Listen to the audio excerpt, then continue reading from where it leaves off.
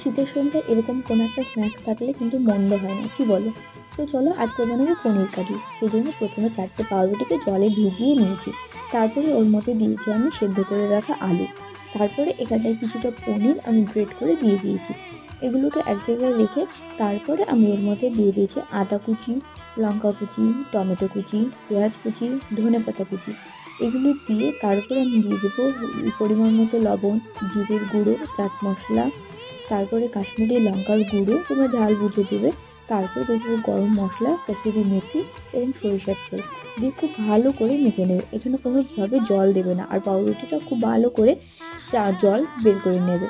তারপরে দেখবে চালের গুঁড়ো দিয়ে খুব ভালো করে এটাকে মেখে একটা ময়দার গোলার ভিতরে চুবিয়ে তারপরে এটাকে ব্রেড ক্রামসে কোট করে নিলে রেডি। তোমরা টবে কোটও করতে পারো। তারপরে এগুলো আধ ঘন্টা ফ্রিজে রেখে তেলের মধ্যে খুব ভালো করে লাল লাল করে ভেজে নিলে রেডি পনির কারি।